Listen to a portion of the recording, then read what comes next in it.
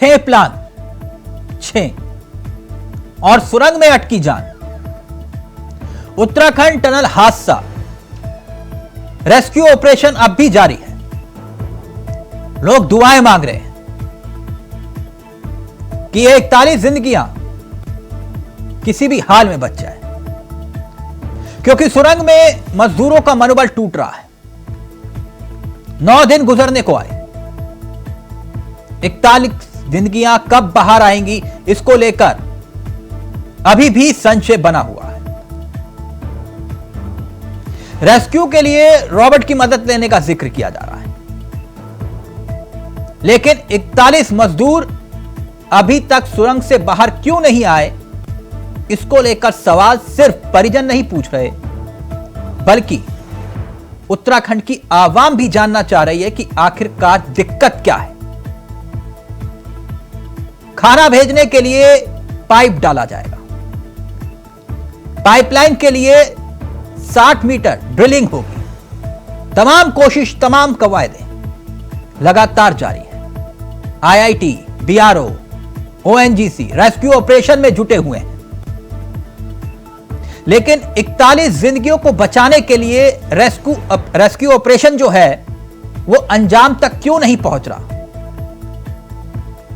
आज इसी मुद्दे पर बात करेंगे। हमारे साथ तमाम मेहमान इस कार्यक्रम का हिस्सा होंगे, लेकिन पहले इस रिपोर्ट पर गौर फरमाएं और फिर सीधा रुख करेंगे अपने मेहमानों की तरफ।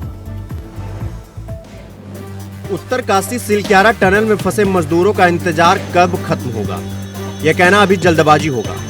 केंद्रीय स्तर पर लगातार बैठकों का दौर जारी है। प्लान ए और बी में रेस्क्यू कर रही एजेंसियों को सफलता नहीं मिली। अब प्लान सी पर काम किया जा रहा है। सिलक्यारा में अब जो असल लड़ाई है वो इंसान बनाम मशीन और मशीन बनाम पहाड़ की है। 2 मशीन पहले ही फेल हो चुकी है। तीसरी मशीन को एयरलिफ्ट करके इंदौर से देहरादून तक वायुसेना ने एयरलिफ्ट किया और अब ये मशीन सड़क मार्ग से सिलक्यारा टनल तक पहुंच गई। टनल में फंसे मजदूरों को निकालने के लिए अब 6 जगह पर बचाव अभियान चल रहा है। वर्टिकल बोरिंग कर सुरंग में घुसने के लिए सीमा सड़क संगठन के जवान इंजीनियर युद्ध स्तर पर जुटे हुए हैं। सिलक्यारा के निकट सुरंग की मशीन से वर्टिकल ड्रिंक कर रास्ता बनाने का कार्य प्रगति पर है। इसके साथ ही श्रमिकों को बचाने के लिए अभियान में 8 से अधिक एजेंसियां लगी हैं और इसके साथ साथ कई देशों के विशेषज्ञ से फोन और इंटरनेट के जरिए राय ली जा रही है। उधर टनल में फंसी जिंदगियों को सुरक्षित बाहर निकालने के लिए रेस्क्यू अभियान में जुटी एजेंसियों को कई चुनौतियों का सामना करना पड़ रहा है, तो दूसरी तरफ प्रदेश के भीतर सियासी दलों में आरोप प्रत्यारोप का दौर शुरू हो चुका है। कांग्रेस प्रदेश अध्यक्ष करण माहरा ने कहा कि इस घटना को 9 दिन बीत चुके हैं, लेकिन अभी तक रेस्क्यू का कोई नतीजा सामने नहीं आया। वहीं बीजेपी विपक्ष से राजनीति न करने की नसीहत दे रही है। शुरू से देखने में आ रहा है कि पूरा फेलियर है। 9वां दिन है, बिना सूर्य की रोशनी के वो लोग अंदर हैं। भोजन लिमिटेड है, ऑक्सीजन कम है, पानी भी लिमिटेड पानी होगा और जो आदमी इस तरीके से बंद हो अंदर, उसकी क्या मनोस्थिति होगी वो भी आप समझ सकते हैं। दुख इस बात का है कि सरकार अभी भी विपक्ष को कोसने से बाज नहीं आ रही है। विपक्ष का काम है कमियों को उजागर करना, कमियों को लोगों के बीच में लेके आना। लेकिन आज मैं बीजेपी के प्रवक्ता और उनके अध्यक्ष का बयान देख के मुझे बड़ा दुख हुआ। वो कह रहे हैं कि कांग्रेस राजनीति कर रही है। कांग्रेस चुप रहे, 40-41 लोगों की जान खतरे में है और हम चुप रहे, ये भी नहीं हो सकता। हाँ, हमको पता है हम खुद उसको खोद नहीं सकते, लेकिन जिनके जिम्मेदार एस्केप टनल क्यों नहीं बनाया? हम ये कह रहे हैं ह्यूम पाइप जो लगते थे वो क्यों नहीं आपने लगाए, क्यों नहीं आपने व्यवस्था करी? दिवाली के दिन आपने काम क्यों करवाया? ये कंपनी ऑलरेडी थाने में काम करते हुए 20 लोगों की मृत्यु इनके काम में हुई, 10 श्रमिकों की और 10 आम आदमी की। उस कंपनी को काम करते हुए इतना ध्यान रखना चाहिए था कहीं दोबारा कोई हादसा ना हो। और सरकार के जब मंत्री नहीं थे इसलिए ईडीएम ने वहाँ कहा कि केंद्र की टीम और हमारी टीम में सामंजस्य नहीं बैठ रहा। 6 दिन तक वहाँ डीएम और गढ़वाल कमिश्नर नहीं पहुंचे। प्रभारी मंत्री आज 9 दिन हो गए अभी तक नहीं पहुंचे, गडकरी जी, और वो उनको आना पड़ा दिल्ली से। आपदा के समय में राजनीति करना ये उचित नहीं है और कांग्रेस आपदा में भी अवसर ढूंढ रही है, जो ये एक ओछी राजनीति का ही हिस्सा है। मैं समझता हूँ कि वहाँ जो इससे बेहतर अगर कोई किए जाने की आवश्यकता है और कांग्रेस के पास अगर कोई इस प्रकार का कोई सुझाव है, कोई विशेषज्ञ कोई कंपनी है, कोई विशेषज्ञ देश भर में के विदेश में भी अगर कोई है, अब उनकी निगाह में कोई है तो वो बताएं कि इस विशेषज्ञ की इसमें मदद ली जाए या इस कंपनी की मदद ली जाए, तो उनका सुझाव स्वीकार्य होगा और उसको फॉलो किया जाएगा। लेकिन केवल जो है कमी निकालना, और वो भी इस विषम परिस्थिति में, जबकि वहाँ पर 41 लोग फंसे हैं, वो जीवन और मृत्यु के बीच में जूझ रहे हैं, ऐसे समय में हम सभी लोगों का कर्तव्य बनता है, ये देवभूमि है हमारा उत्तराखंड जो है, सकारात्मक राजनीति को लेकर के हम लोग सभी चलते हैं, तो मुझे लगता है इस समय राजनीति करना उचित नहीं। टनल में फंसे मजदूरों को सुरक्षित बाहर निकालने को लेकर जहां सरकार गंभीर नजर आ रही है, तो वहीं दूसरी ओर अब टनल में फंसे मजदूरों के परिजनों का हौसला भी पस्त होते जा रहा है। 200 घंटे से भी ज्यादा का समय बीत चुका है। कई एजेंसियों के साथ साथ वायुसेना की मदद भी ली जा रही है, लेकिन अभी तक समाधान नहीं निकल पाया है। इस प्रश्न का जवाब किसी के पास नहीं है कि पिछले 9 दिनों से सुरंग में फंसे मजदूरों को बाहर निकालने में कितना समय और लगेगा। इसके साथ भी यह सोचने वाली बात है कि पिछले 9 दिनों से सुरंग में फंसे मजदूरों का मनोदशा क्या होगी। सवाल कई हैं, लेकिन आशा की किरण हर समय दिखती है। रेस्क्यू ऑपरेशन में काम करने वाली एजेंसियों के सामने कई चुनौतियां भी हैं, और सबसे बड़ी चुनौती परिजनों को जवाब देने का है। देहरादून से अभय कैंतुरा की रिपोर्ट, इंडिया वॉइस। तो 6 प्लान, सुरंग में अटकी जान। सीधा रुख करेंगे अपने मेहमानों की तरफ। आपको बता दें आज हमारे साथ इस चर्चा में जो मेहमान शामिल हो रहे हैं उनसे आपका परिचय करवा देते हैं। हमारे साथ विनोद सुयाल साहब जुड़ गए हैं, बीजेपी के चेहरे हैं। गरिमा जी हमारे साथ कांग्रेस का चेहरा है, और साथ ही दर्शन डोभाल जी हमारे साथ जुड़ गए हैं, आम आदमी पार्टी के चेहरे हैं। सबसे पहले विनोद सुयाल जी, आपसे इस चर्चा की शुरुआत। 9 दिन गुजर गए और कितना वक्त? ऐसा है, सरकार के द्वारा पूरे प्रयास किए जा रहे हैं, केंद्र सरकार के द्वारा भी, राज्य सरकार के भी द्वारा। हम सबकी कामना है और हम उसके लिए कर्म भी कर रहे हैं, उसके लिए प्रयास भी कर रहे हैं। देश के प्रधानमंत्री जी से लेकर सड़क परिवहन मंत्री जी, मुख्यमंत्री जी से लेकर विशेषज्ञ से लेकर सब तरह की पूरी पार्टी, पूरी सरकार इस पर गंभीर है। विनोद जी 9 दिन गुजर गए और कितना वक्त सर? बिल्कुल, मैं समझ रहा हूँ। आज एक थोड़ा राहत की बात यह है कि 6 इंच का जो पाइप था वो आर पार हो चुका है, और उससे अब जो वैसा भोजन है, पकाया हुआ भोजन है, वो अंदर पहुंच सकता है। विनोद जी पिछले 9 दिन से आपके तमाम प्रवक्ता ये कह रहे हैं आज गुड न्यूज आएगी, कल गुड न्यूज आएगी, 3 राहत की खबर है सर। 9 दिन गुजर गए, तभी मैं पूछ रहा हूं और कितना वक्त? नहीं, आपकी चिंताओं के साथ मेरी चिंता भी है, और मैं भी चिंतित हूं कि कितनी जल्दी वो लोग और पूरी सरकार चिंतित। यानी आपको भी नहीं मालूम ना सर कब तक? नहीं, कब तक का एकदम 1 घंटे एकदम तो कोई बता नहीं सकता कोई। नहीं, वही कह रहा हूं सर, 9 दिन गुजर गए, 1 घंटे की बात नहीं हो रही। जी, इसलिए मैं ये कह रहा हूँ कि ये पहले सर आपके प्रभारी मंत्री तो है नहीं जो बता देंगे कि कब तक हो जाएगा, उनको तो कोई लेना देना है नहीं। केंद्रीय सड़क परिवहन मंत्री सरकार, आप कह रहे सरकार गंभीर है, लेकिन प्रभारी, ये मत बोलिए ना प्रभारी मंत्री गंभीर है हमारे, ये मत बोलिए सर। नहीं, मुख्यमंत्री चलते हैं। हाँ, तो प्रभारी मंत्री की जरूरत क्या है सर? बिल्कुल सही कह रहे हैं। नहीं, तो मुझे नहीं लगता कि कोई इस तरह का विषय होगी किसी भी स्तर पर कोई, और पीएमओ उसकी स्वयं निगरानी कर रहा है। हाँ, तो प्रभारी मंत्री सबसे बड़े हैं, पीएमओ से भी बड़े हैं, मुख्यमंत्री से भी बड़े हैं, उनको जरूरत नहीं है जाने की। मैं समझ गया आपकी बात। नहीं, मैं ये नहीं कह रहा हूँ। देखिए, आपका जो सोचने का नजरिया अलग है। नहीं सर, मेरा क्या पूरे उत्तराखंड के सोचने का नजरिया है? पूरे उत्तराखंड के सोचने के नजरिए में सवाल उठा दीजिए आप इस नजरिए पर जाइए कि अगर आप इसे जायज मानते हैं कि आपके प्रभारी मंत्री को नहीं जाना चाहिए तो विषय ही खत्म हो गया सर। किसी प्रकार के यंत्र की वहां पर कमी नहीं है, विशेषज्ञों की कमी नहीं है, कटाई है। गरिमा जी, हवन पूजन दुआएं सब कर रहे हैं, करनी चाहिए, और सब चाहते हैं कि ये 41 जिंदगियां बाहर निकले। अब बीजेपी ये कह रही है कि आप ऐसे वक्त में भी ओछी राजनीति कर रहे हैं, पहली बात। और दूसरी बात ये कि ऐसा क्या नहीं कर रही सरकार जो सरकार को करना चाहिए? आपके पास क्या प्लान है, बताइए। देखिए तिलक जी, इस पूरे प्रकरण ने और हमारे डिजास्टर मैनेजमेंट की कलाई खोलकर रख दी। उसने बता दिया कि उत्तराखंड जैसे जो भौगोलिक विषमताओं वाले प्रदेश होते हैं, वहां डिजास्टर मैनेजमेंट के लिए किन चीजों की प्रिकॉशंस लेने की जरूरत है। जहां तक आपने कहा कि भाजपा आरोप लगा रही है कि कांग्रेस ओछापन कर रही है या ओछी राजनीति कर रही है, विश्व गुरु बनने का नारा दें, ये अच्छे दिन के सपने दिखाएं, ये मोदी है तो मुमकिन है बोले, ये 5 ट्रिलियन इकोनॉमी का एक झुंझुना पकड़ाएं, ये और उसके बाद जब 41 मजदूरों की ये जान भी ना बचा पाए या 41 मजदूरों को रेस्क्यू न करवा पाए 9-9 दिन तक, तो इनसे सवाल भी ना पूछा जाए? क्या विपक्षी दल मुंह में दही जमाने के लिए बैठकर चुपचाप तमाशा देखने के लिए होते हैं? विपक्षी दल होते हैं सरकार को आईना दिखाने के लिए, सरकार को बताने के लिए कि उनकी कमियां क्या हैं। अब आपने पूछा इनकी कमियां कहाँ रह गई। इनकी कमी यहाँ है कि ये जिस भी कंपनी को काम दे रहे हैं, पहले तो कंपनी को काम देने के बाद सरकार अपनी जिम्मेदारी से पल्ला झाड़ ले रही है। सरकार की कोई मॉनिटरिंग एजेंसी उनके कामकाज पर दखल नहीं दे रही है। वो जैसा चाह रहे हैं, जितने घंटों की शिफ्ट चाह रहे हैं, श्रमिकों के संग जो चाहे वो कर रहे हैं, मानकों को ताक पर रखकर, कोई गाइडलाइंस नहीं, कोई सेफ्टी मेजर्स नहीं, कुछ नहीं। अब आप देखिए पूरे उत्तराखंड में यह हाल है। इस कंपनी को तो छोड़ दीजिए जो उत्तरकाशी में टनल बना रही है, इसके अलावा कई ऐसी कंपनी है जिसको हिमाचल प्रदेश में, राजस्थान में, मध्य प्रदेश में ब्लैकलिस्ट कर रखा है। उसके बावजूद हमारे वहां उनको टेंडर पे टेंडर दिया जा रहा है। एम्स ऋषिकेश का बहुत बड़ा खुलासा मेरे अध्यक्ष ने अभी हफ्ता 10 दिन भी नहीं बीता कि एम्स ऋषिकेश के कई घोटाले आप मीडिया बंधुओं के सामने रखे और बताया कि जिस कंपनी को काम दिया गया है वो कंपनी 3-3 प्रदेशों में ब्लैकलिस्ट करी है।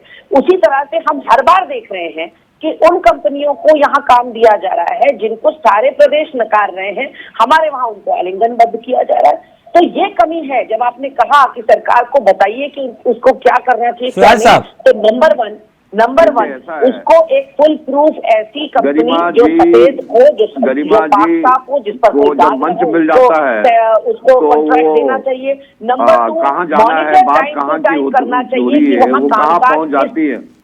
इन राजनीतिक विषयों के लिए मैं अन्य दिन उनसे डिस्कस कर लूंगा, लेकिन आज का जो विषय है उस विषय पर यह है कि हमारे लिए शगुन की बात है। आज के विषय अरे बीच में मत बोला करो, बीच में मत बोला करो। जब मैं नहीं बोल रहा था तुम क्यों बोलते हो बीच में? तुम्हें ज्यादा बोलना होता है क्या? दल कांग्रेस जब मैं तुम बोल रही थी तब मैं बोल नहीं रहा था। सवाल आप तो क्यों बोलते हो? अभी नंगा क्या मैं एंकर महोदय, मेरा आपसे निवेदन है इस तरह की डिबेट मत सुना करें। मैं बीच में बोलना, बीच में बोलते चले जाते, आप दूसरे को सुनती नहीं है। इतनी बड़ी विद्वान बन गई तुम, तो ऐसे कथा नाटक की तरह आ जाती हो। अपनी कथा सुनानी शुरू कर देते हो, तुम्हें सुनने के लिए बैठे हुए क्या? गरिमा जी एक मिनट सुन लीजिए, विनोद जी अपनी बात रखिए प्लीज, गुस्सा मत होइए, अपनी बात रखिए। गुस्सा नहीं, बात ही ऐसी करती है, जब भी आती है दूसरे बोलने नहीं देती दूसरे। प्लीज हम तो चुप बैठे हुए क्यों नहीं करवाना चाहते? सुन रहे हैं तुम्हारी बात को, सुन रहे हैं तुम्हारी बात को, सुन जाओ तुम्हारी बात को। जब हमारी बारी आई तुम बोलने लग गए, पहले 30 कहते देखते चली जाओगी तो फिर हम कहेंगे बैठे हुए। तुम्हें यही पता नहीं कि अंदर जाने की तुम्हें क्या पता है? तुम्हें क्या पता है? नहीं ये तू तड़ाके नहीं, प्लीज एक मिनट विनोद जी प्लीज, गरिमा जी एक मर्यादा बना के रखिए प्लीज डिबेट की। विनोद जी पहले आप बोलेंगे, फिर मैं दर्शन जी आपके पास आ रहा हूं, अपनी बात रखिए जल्दी से। मेरा ये कहना है किसी भी प्रकार की कोई कोर कसर नहीं छोड़ी जा रही है। 40 जो मजदूर भाई हमारी सुरंग के अंदर बंद है, जितनी भी टेक्नोलॉजी हो सकती है एडवांस टेक्नोलॉजी का इस्तेमाल किया जा रहा है। विशेषज्ञ वहाँ पर नियुक्त है, सरकार वहाँ पर नियुक्त है, मशीनें वहाँ पर नियुक्त है। हमने इतनी बड़ी बड़ी टनलें उत्तराखंड के अंदर बना रहे हैं, रेलवे की बना रहे हैं।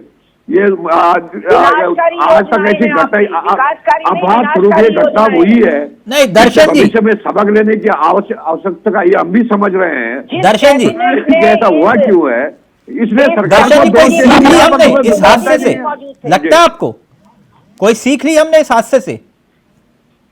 हमने रेलवे के भी टनलें बन रही है और बहुत लंबी बन रही है। देखिए एक मिनट विनोद जी, एक मिनट जिनकी आवाज कम करेंगे ये। देखिए ऐसा है कि आज देखिए मैं तो इस समय बिल्कुल भी राजनीति जो कहा जाता है कि राजनीति करने वाली बात है, इसमें राजनीति नहीं बल्कि बहुत ही एक ऐसा मामला है जो का बड़ा मार्मिक है। 9 दिन से वो मजदूर 40 मजदूर वहां फंसे हुए हैं, उनका अंदर क्या हाल है, उनके घर वालों का क्या हाल है। जबकि अब 9 दिनों बाद लगभग मुझे लगता है कि अब उन्हें ऐसा लगने लगा होगा कि अब सरकार हमें बाहर निकालने में पूरी तरह से नाकाम है। अब उनकी उम्मीदें खत्म हो गई होंगी और जब उम्मीदें खत्म होंगी तो उनके सब्र का बांध टूटेगा और हो ना हो कहीं जो है उनको कोई ऐसी बुरी खबर भी अंदर से आ सकती है, क्योंकि 9 दिन का समय बहुत ज्यादा होता है। वो डर सकते हैं और डर के कारण भी कोई हादसा अंदर हो सकता है। अब दूसरी बात यह है कि 9 दिन बाद आज देखिए सरकार ने, जैसे आपने भी अपने उस प्रोग्राम में लिखा कि 6 प्लान फेल होने के बाद अब देखिए, जबकि ऐसे समय में जब केंद्र ने खुद ये हाथ में अपने कमान ले ली है कि वहां का रेस्क्यू का पूरा ऑपरेशन हम यहां से देखेंगे, तो उसके बावजूद भी उनको कोई ऐसे यंत्र नहीं मिल रहे हैं, ऐसा कोई उनके पास तरीका नहीं है कि उन मजदूरों को बाहर निकालने की अभी तक कोई बात स्पष्ट की हो कि उसके अभी कभी 6 इंच का पाइप, कभी 8 इंच का पाइप, 2 इंच का पाइप, ये सब बहानेबाजी जो हो रही है, ये थोड़ा सा जनता को गड़गड़ाया जा रहा है। मैं आपको बता दूं, अभी भी ये स्पष्ट नहीं है कि उनको खाना मिल भी रहा या नहीं मिला, या उनके अंदर क्या हालत है, वो जिंदा भी है या नहीं, ये स्पष्ट नहीं है। हम सरकार पर इस बात पर विश्वास बिल्कुल नहीं कर सकते सरकार के बयानों पर, विनोद जी, क्योंकि सरकार ने 6 प्लान का मतलब 6 तरह की बातें अभी तक कर दी है। अभी बीच में दिवाली गई, दिवाली में वो मजदूर अंदर फंसे हुए थे, उसके बाद एक कल मैं प्रधानमंत्री जी जो है ये शंकाएं ये सिर्फ दर्शन डोभाल जी का मसला नहीं है, ये शंकाएं तो पूरे उत्तराखंड की है ना विनोद जी। देखिए ऐसा है, अधिकारी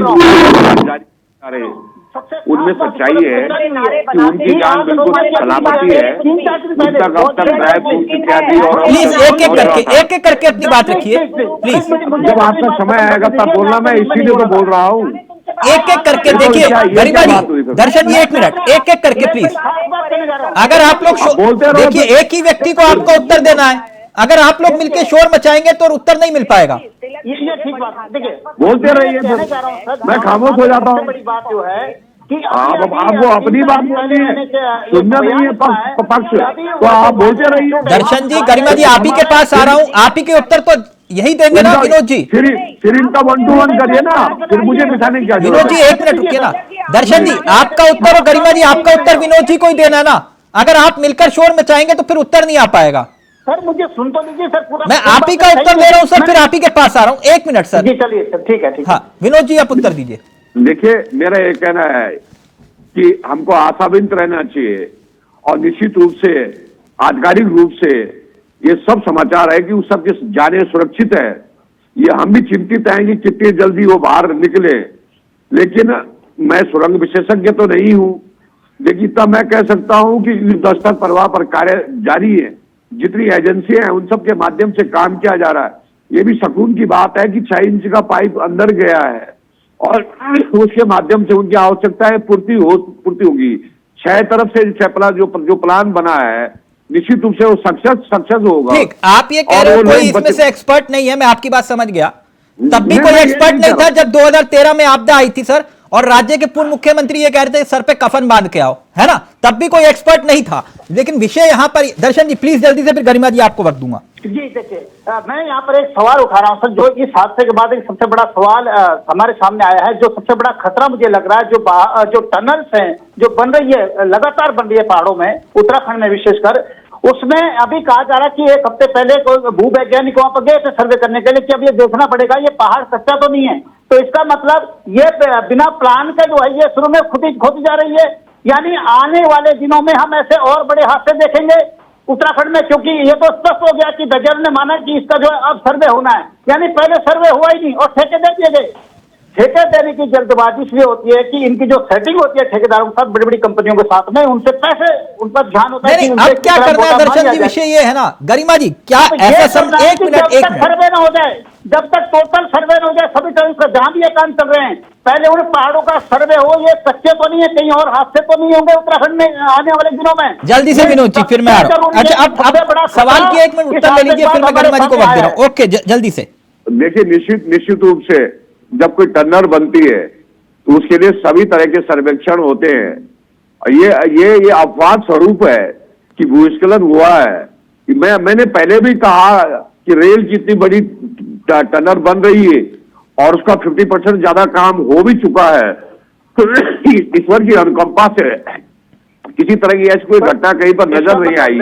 ये घटना अपवाद स्वरूप है। नहीं, अपवाद वाली बात। अभी क्या करना है विषय है, 1 मिनट गरिमा जी, जो शंकाएं हैं बिल्कुल वाजिब है, जो आप लोग सवाल उठा रहे हैं वाजिब है, लेकिन क्या ऐसा समाधान की तरफ रास्ता, क्योंकि जो सवाल आप लोगों के वो उत्तराखंड के सवाल है, तो क्या सर्वदलीय बैठक की मांग आप लोग कर सकते हैं कि भाई आप बताइए क्या हो रहा है, हमारी मांग ये है, सरकार से सवाल का जवाब। देखिए तिलक जी, जोशीमठ भू धसाव में भी लगातार मुख्यमंत्री को खुला पत्र मैंने लिखा, मैंने फेसबुक लाइव भी किया, मैंने बार बार कहा कि केवल बुद्धिजीवी भाजपा के अंदर नहीं है, जहां मामला या क्वेश्चन प्रदेश का हो उसमें फिर सभी दलों के बुद्धिजीवियों को बैठना चाहिए, एक्सपीरियंस और अनुभवी लोगों की राय मशविरा लिया जाना चाहिए। लेकिन इन लोगों को लगता है अहम ब्रह्मास्त्र, हमें किसकी जरूरत है, हमारे पास तो मोदी जी है और वही मुमकिन कर देंगे सब कुछ। हमारा प्रदेश विनाश की ओर बढ़ रहा है। ऑल वेदर रोड जब से इन्होंने डिजाइन की है, ऑल वेदर रोड की आड़ में यहाँ का लकड़ी माफिया पूरी तरह से अरबपति हो चुका है, इतनी लकड़ियों का कटान हो चुका है। आप मोहान की तरफ से आ जाइए, आपको पूरा का पूरा कंक्रीट जंगल मिलेगा। आप सहसदारा चले जाइए, पूरे के पूरे पेड़ रात के अंधेरे में काट दिए जा रहे हैं। तो ऐसे में टनल के ये सर्वे हुआ होता, हर चीज अपवाद कैसे हो जाती है विनोद सोयाल आपकी सरकार में? रैनी अपवाद हो जाता है, जोशीमठ अपवाद हो जाता है, ये टनल अपवाद हो जाता है। आप कह रहे हैं 70 सर्वे कराते हैं, टनल अपवाद हो गई, कितने अपवाद आप बता दो, रोका नहीं जा सकता है, आपदाओं को रोक नहीं सकता है, आरोप लगाना सरल होता है, उसका समाधान निकालना कठिन होता है। समाधान बताइए, कांग्रेस पार्टी को हम वही कह रहे हैं कि आपके पास कोई समाधान है तो समाधान बताइए, समाधान बताइए। आरोप लगाने से कुछ नहीं होगा। हम पूरी शिद्दत के साथ और भगवान से भी प्रार्थना कर रहे हैं कि उन लोगों की जान बचे। तुम्हारे पास कोई समाधान तो करिए, ये राजनीति बंद करिए, ये राजनीति बंद करिए। इसके लिए और फोरम मिल जाएंगे तुम्हें बात करने के लिए, उसके लिए रैलियां करिए, जनता के बीच में जाइए। लेकिन जब किसी की जान पे आ रखी हो तब इस तरह की आवश्यकता नहीं है। आप प्रधानमंत्री जी बात रखिए, मुख्यमंत्री जी की अपनी बात रखिए, अगर आप पास को विशेष बनाइए, आप बताइए, इनके माध्यम से करवाइए। ऐसा तो सब संभव है, ये ऐसा नहीं है कि तहसीलदार कभी ऑल वेदर पर सवाल खड़े कर दो, पूरे विकास पे ही सवाल खड़े कर दो। गरिमा जी एक मिनट, विनोद जी क्या सर्वदलीय बैठक बुलाकर एक विश्वास जगाने की कोशिश तो हो सकती है ना? अगर राय भी आ जाएगी, क्या दिक्कत है? विपक्ष अपनी राय भी दे देगा। कर रहा है, हम खुले मन से कह रहे हैं कि अगर इस बात पर कोई बात करने के लिए तैयार है, कोई भी राजनीतिक दल बात करने तैयार है, तो हमारे मुख्यमंत्री जी तो वैसे भी सबकी बात सुनने वाले। नहीं तो सर आप एक सर्वदलीय बैठक बुला लीजिए ना, आकर पता चल जाएगा कौन क्या सुझाव दे रहा है, और फिर एक तसल्ली भी हो जाएगी कि भैया आप ऑपरेशन में क्या काम कर रहे हैं। आपका सुझाव अच्छा, आपका सुझाव अच्छा है, 10 साल उत्तराखंड इस पर बात कर लेते हैं। उत्तराखंड राज्य तुमने नहीं बनाया था, अब इससे मत जाओ।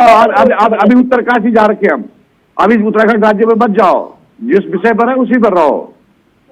इसलिए निश्चित रूप से हम भगवान से प्रार्थना करते हैं और हमारे वैज्ञानिक, हमारे इंजीनियर, सभी एक्सपर्ट वहाँ पर लगे हुए हैं, जल्दी संदिग्ध बाहर आएंगे। गरिमा जी प्लीज एक एक करके अपनी बात रखिए। भगवान से प्रार्थना करते हैं। नहीं, भगवान से प्रार्थना हर कोई कर रहा है सुहास साहब। एक मिनट गरिमा जी प्लीज, एक मिनट, हमें समाधान की तरफ बढ़ना चाहिए ना। एक मिनट रुकिए प्लीज। एक्सपर्ट कोई नहीं है विनोद जी, आपकी बात बिल्कुल जायज है, लेकिन क्या दिक्कत है इसमें? अगर सर्वदलीय बैठक, कम से कम एक परिजनों को ढांढस हो जाएगा कि भैया ऑपरेशन क्या हो रहा है, विपक्ष को भी पता चल जाएगा कि आप लोग कर क्या रहे हैं। नहीं, निश्चित रूप से आपका सुझाव अच्छा है। इसमें मैं आपके नेतृत्व से बात करूंगा, मैं इस पे आज गरिमा जी यूसीसी विषय नहीं है, प्लीज एक मिनट। नहीं यूसीसी नहीं है, लेकिन ये विपक्ष को कुछ समझे तब तो, ये तो विपक्ष को कुछ समझते ही नहीं है। तो गरिमा जी यूसीसी के लिए भी आमंत्रित किया गया था ना। एक मिनट, क्या यूसीसी विषय नहीं है? प्लीज विनोद जी, पहले आप चर्चा की आ रहा हूं आपके पास। विनोद जी अपनी बात पूरी करिए। जी, मेरा ये कहना है कि कांग्रेस पार्टी के अन्य नेताओं से, गरिमा जी से कह रहे तो बेकार है, लेकिन अन्य नेताओं से मेरी अपील है, जो सकारात्मक सोच के लोग हैं, कि अगर उनका कोई सुझाव है, उनके सुझाव सादर आमंत्रित है। अन्य राजनीतिक दलों के भी, जो भी सामाजिक संगठनों के भी, उन सबके सुझाव आमंत्रित है। और हमारा भरसक प्रयास है कि 40 लोगों की जिंदगी बच सके। दर्शन और जी, उसके लिए दर्शन जी फाइनल कमेंट आपका। दर्शन जी करना क्या चाहिए? दर्शन जी का ऑडियो, दर्शन जी फोन डिस्कनेक्ट हो गया आपका, प्लीज कनेक्ट करिए दर्शन जी का, जल्दी से फोन कनेक्ट करिए। विनोद सोयाल साहब, कुल मिलाकर बात इतनी है, आप लोग कह रहे हो गंभीर हैं, आप लोग कह रहे हो कि जल्द ही मजदूर बाहर निकलेंगे, लेकिन आपके निकलेंगे। प्रभारी मंत्री नहीं जाएंगे, क्योंकि लाइव में भी बार बार यही कमेंट आ रहा है कि चाहे कुछ भी हो जाए, सारी जिद के आगे प्रभारी मंत्री की जिद है, कोई नहीं कहेगा। वो अरे प्रभारी मंत्री वाला विषय आप संज्ञान में लाए हैं, तो मैंने तो इसका तो मुख्यमंत्री जी और केंद्रीय सड़क परिवहन मंत्री जी वहाँ पर थे। सर ठीक है, ठीक, आप पीएमओ वहाँ ठीक पर है। नहीं, आप बिल्कुल तो सही फिर कह रहे हो, उनकी प्रभारी जरूरत भी नहीं है जाने की। प्रभारी मंत्री क्या प्रभार उस हिसाब से क्या बनता है, मतलब अगर आप कह रहे हैं नहीं गए तो मैं इस बारे में बात करूंगा। अच्छा ठीक है सर, पब्लिक पूछ रही थी इसलिए मैंने पूछा, मैं तो पूछता भी नहीं अब। पब्लिक लाइव में पूछ रही थी विनोद जी, गरिमा जी, अगर शोर मचाना है तो फिर तो कुछ नहीं होगा। लाइव में पब्लिक पूछी, मैं सवाल भी नहीं लेता, क्योंकि अगर आप लोगों के आगे मुख्यमंत्री से ऊपर प्रभारी मंत्री है तो सवाल तो वही खत्म हो जाता है। दर्शन डोभाल जी, सिर्फ दर्शन जी का ऑडियो रहेगा। मुझे तो ये लगता था कि ये इतना बड़ा गंभीर मामला है, जहाँ 41 मजदूर फंसे और 3-4 स्टेट के हैं, अलग अलग स्टेट के हैं। हाँ। तो मुझे लगता था कि जब 9 दिन हो गए तो प्रधानमंत्री जी इस बार दीपावली शायद दीपावली में आएंगे बजाय कहीं और जगह जाने के। और कल का मैच देख करके मैं हैरान हो गया कि प्रधानमंत्री जी आराम से अपने नरेंद्र मोदी स्टेडियम में मैच देख रहे हैं और यहाँ पर मजदूर मौत के मुंह में वो जो मौत की एक एक घड़ियां गिर रहे हैं और उनके घर वालों का क्या हाल है। तो इसमें प्रधानमंत्री की भी दिलचस्पी नहीं है और पार्टी को तो छोड़ दीजिए। और दूसरी बात आप सोचिए चावला साहब, जब तो सड़कों का इसका जो श्रेय लेना होता है तब प्रधानमंत्री जी अपने बड़े बड़े होर्डिंग लगवाते हैं, और जब ये ऐसी आपदा होती है तब वो गडकरी जी को भेज देते, जाइए यार थोड़ा देख के आइए, वहां पर फोटो फाटो खिंचवा के आइए, बाकी होना कुछ नहीं है। तो ये जो दोहरा विषय गंभीर है। आप भी एक काम करिए गरिमा जी और दर्शन जी, आप भी एक लेटर हेड पर लिख दीजिए कि मुख्यमंत्री जल्दी सर्वदलीय बैठक बुलाइए, फिर उसके बाद छोड़ दीजिए सरकार के ऊपर और जाकर अपना सुझाव दीजिए। थैंक यू सो मच, बहुत बहुत शुक्रिया विनोद सुयाल साहब, आपका भी, गरिमा जी आपका भी, दर्शन जी आपका भी। वक्त इजाजत नहीं दे रहा, thank you so much. 6 plan, सुरंग में अटकी जान, और सब यही चाहते हैं जल्द से जल्द ऑपरेशन पूरा हो। नमस्कार, जय हिंद, जय भारत।